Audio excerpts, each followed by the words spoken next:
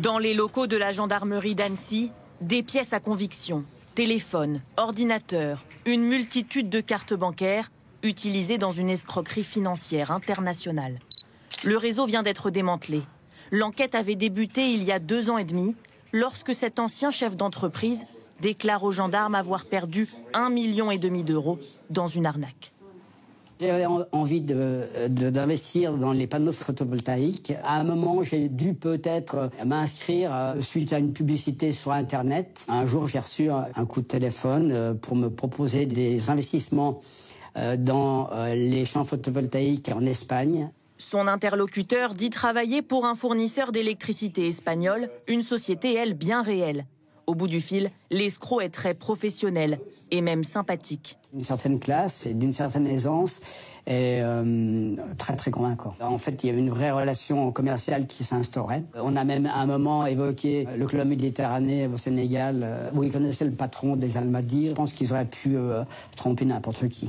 Il effectue les virements qui lui sont demandés. Il a depuis porté plainte et réussi à récupérer la moitié de la somme perdue. 5 autres Français ont été victimes de cette escroquerie. En voici les ficelles. Les cerveaux du réseau, des franco-israéliens situés à Tel Aviv, recrutent des mules bancaires, c'est-à-dire des personnes envoyées dans différents pays, représentés ici, pour monter des sociétés fictives et ouvrir des comptes bancaires associés. Puis les chefs du réseau reprennent la main et démarchent des personnes fortunées pour leur proposer des investissements dans ces sociétés.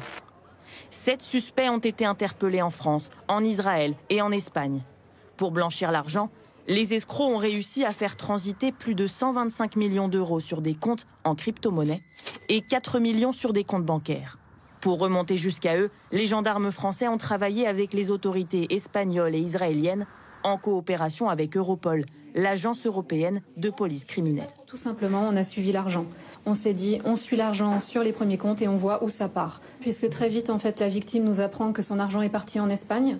Et d'Espagne, en fait, avec la coopération internationale, on arrive à déterminer que l'argent est parti à l'étranger sur d'autres comptes, mais ailleurs qu'en Espagne, Europe et hors Europe. Les victimes ont manqué de vigilance. Mais comment expliquer que leur banque ait effectué ces virements sans voir qu'il s'agissait d'une escroquerie? Alors, la banque, elle est censée vérifier et détecter les opérations qui sont vraiment suspectes ou illicites. Mais pour ça, ça suppose que ce soit assez évident. Le problème, c'est qu'aujourd'hui, les escrocs sont hyper bien rodés. Les virements ont été faits en Espagne, donc c'est pas non plus un pays à risque. Les forces de l'ordre françaises et étrangères ont également mené des perquisitions simultanément chez les escrocs. Des montres de luxe et des pierres précieuses ont été saisies pour une valeur de plusieurs centaines de milliers d'euros.